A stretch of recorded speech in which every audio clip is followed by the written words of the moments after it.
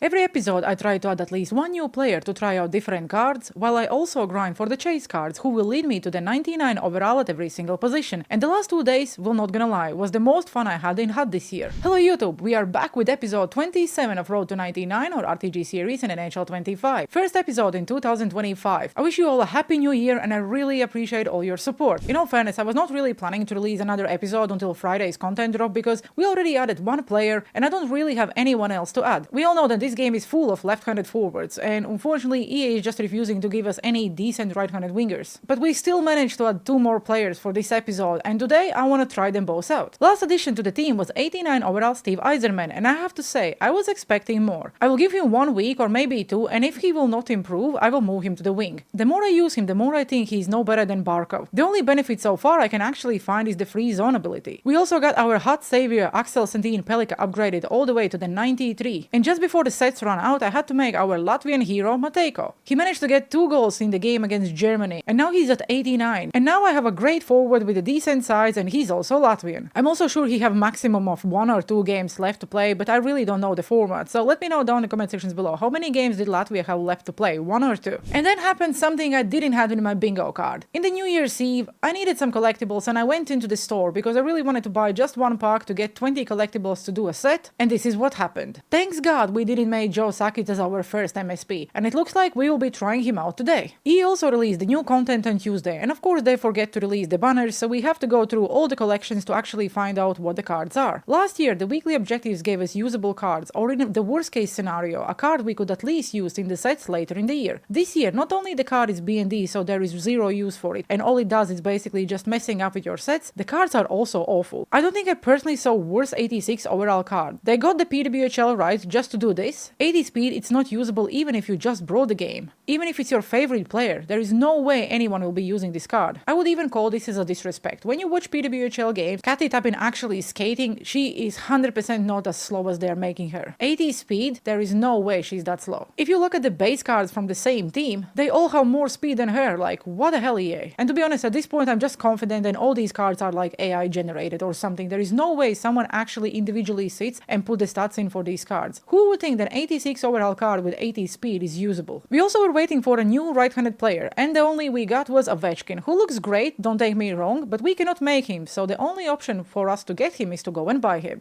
Probably the best part from yesterday's content outside of World Junior Fantasy upgrades was Gretzky finally getting an upgrade, and the hologram owners are probably very happy, and to be honest, his hologram icon actually looks sick. But what I'm sure at this point is that we probably will see Mario Lemieux also getting an upgrade, so his hologram icon will be good and potentially will have an 89 speed. As the YouTube series is called Road to 99, I really need to start focusing on cards who will potentially get a 99. I'm trying out every single MSP I can, I'm grinding the game as crazy, but I think the safest bet for me will be if I will start making chase cards, like hologram icons, X-Factors and stuff like that. Not every single card will get to the 99, but they definitely will help me. So today I finally made my first PWHL captain. The reason I picked PWHL captain first is that not only then I wanted to make one for a long time, but I already had Alex Carpenter, and it means that I only need to do set 5 times, and it will take me less time, even if it still felt like forever. From overall perspective, Marie-Philippe Poulin is the highest overall, but I need a right-handed forward, so the choice was easy. Taylor Hazy is joining the team, and we will be using her on my first line at the moment with Steve Yzerman and Eriks Matejko. I expect Matejko to protect her like his life depends on it. I also still have 265 silver cards, and it would allow me to make 11 base icons, so with 5 I already have, we can make Gretzky or Mario, and I'm leaning towards Lemieux more because I bet his card will be good at 89, and considering he can play in a center position or on the wing, he would offer me more line of flexibilities, and we don't really have a lot of right-handed forwards. Okay, we don't have any forwards pretty much. If I would make Gretzky, it means I would need to bench someone like Joe Thornton, and I really don't want to bench him because I think he's a great card. Nicholas Backstrom would be another alternative I would need to bench, and considering the cost, I also don't want to do that. I'm just stuck currently with left-handed wingers. At some point I know I will need to bench them, but like I just want to delay that until I can. So I will currently focus on right-handed forwards, probably centermans if I can. In the same time I also will try to get my favorite players if they will release any Rangers like Brian Leach, Mark Messier or whoever. I just want to make sure I never forget to also use my favorite players, because that's what it's all about. If EA will decide to release new team builder packs, I probably will build a second 89 overall team builder just so I can trade them both in. Otherwise, I just don't think the cost is worth for the team builders we are seeing. So now let's go and complete the weekly moments for the bronze players, and when I saw that the last moment was to beat Rangers, I knew it would be easy. I just cannot help myself, I always have to make jokes about Rangers because we are absolutely washed, we are frauds, and I've never seen them playing this is bad. So before we go and play one rivals game, I just want to talk about the lack of positions in the game. EA is so much focusing on left-handed wingers or left-handed centers, then they absolutely forget that to build an actual team, you also need right-handed forwards. Like, what the hell, EA? I truly believe that once they will be done with releasing every single left-handed forward possible in the game, they will bombard us with the right-handed forwards. And I don't mind that, it will offer a lot of flexibility, and a lot of people will be able to build different lineups, but I still think that they have to balance it out. If they're releasing a good left-handed winger, they also need to release a good right-handed winger. Otherwise, what will happen is, we're getting these 89 overall left-handed forwards left and right, and then when we will hit the 90 overall, they will start releasing these right-handed forwards. So your left side will always be lower overall than your right hand. And this is pretty much what I can see in my team. If you look at my left-handed forwards, then I have Matejko. Obviously, it was my choice to make him, but pretty much I could put anyone there, and it would be an 89 overall, McDavid, Nikita Kucherov, Niklas Backstrom. If I look at my right-handed forwards, we have Jack Eichel, who I got on the Season 1 XP path. Then obviously we made Taylor Hazy because I just need someone who can play in this position. I did made Sam Reinhart, who is 88, but you also could make Connor Bedard. Then for people who made Barzal, he's probably one of the best right-handed wingers, and that's pretty much it. There is a lot of hologram options, and don't take me wrong, but some of them are still at 87 overall. So if one of them will get an upgrade and will get, let's say, to the 89, I can go and make him, and it would offer me some kind of, I don't know, lineup boost. But at the moment, you can see that they're mainly focusing on one side while forgetting about the other side at all. When it comes to defensemen, they somehow managed to release left-handed and right-handed defensemen at the same time. But for the forwards, they just ignore it. It just feels like we have around 30 left-handed forward options, while for the right-handed wingers, we only have 10. Let me know down in the comment sections below, who are you using as your right-handed wingers? I really need some help. I'm even happy to go and make any hologram icons if the player is good. I just need some suggestions to help me build my team. But now we are approaching the time we was all waiting for. We have 5 weekly moment packs. Are you ready to see these bronze players? Because I'm not. Let's start with the first one. If I will pull at least one silver, I'm calling this a W.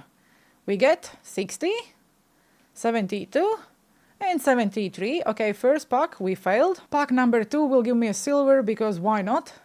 62, 72, and 74. We was close. And the last one is 71, 60, and 70. I seriously don't understand why they release these packs. I do understand it takes you 10 minutes to complete it, because they are probably the most easiest moments I've ever seen, but like, who needs bronze players? Like, why? I will go and trade them in and get the silver players in the end, but at the same time, I really want to know, did anyone pull any purples out of these packs? Just for the science, please tell me. If you ever pull the purple out of these packs, I want to know that there is hope, or I don't know, light in the end of the tunnel. And the last one, we still didn't pull a silver card. We are a failure. Give me a silver. 73, we're getting closer. 75, let's go. We are winning it.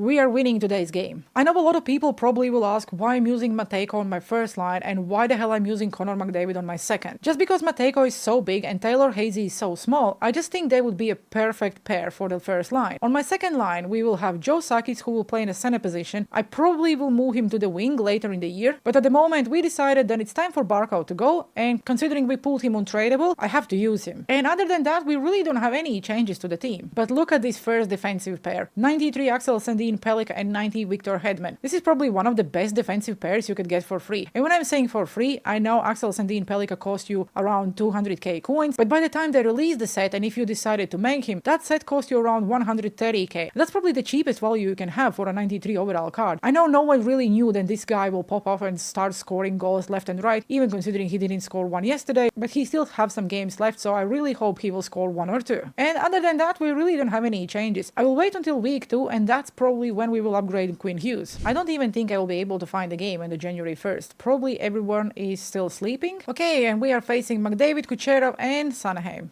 Great. I'm expecting in the 1st of January that everyone will be like hangover and no one will know how to play. Also, to be fair, Axel Sandin Pellick feels very slow. Taylor Hazy with some nice moves. Maybe not. Okay, I'm expecting everyone to change now. Except Reinhardt, because why would Reinhardt change? Reinhardt is still on the ice, like, let's get him off. This is intense. I only had 1 shot. But it feels like I have more than one. Backstrom against Hughes. Ah, and backhander didn't went in. We tried. Oh my god, what the hell? But at least we scored here.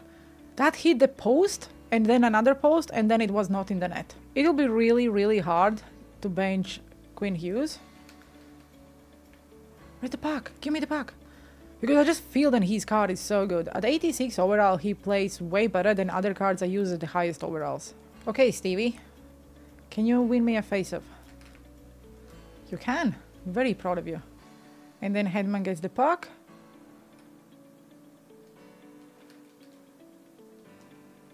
What? That heat seeker is nasty. It was not even a 1T. I was just basically doing a wrist shot, hoping for a tip shot.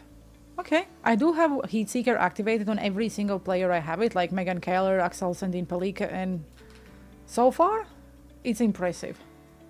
Matejko feels so big. And Matejko also scores. What the hell? Erik's Matejko. Look at him. He's so big. He reminds me like of Chara. I know he's not that big as Chara, but like when you are using the player like him, it just feels like you're using Chara. Ah, damn it. We messed up with the face-off.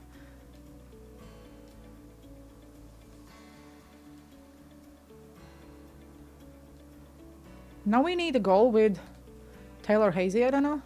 Matejko, what the hell?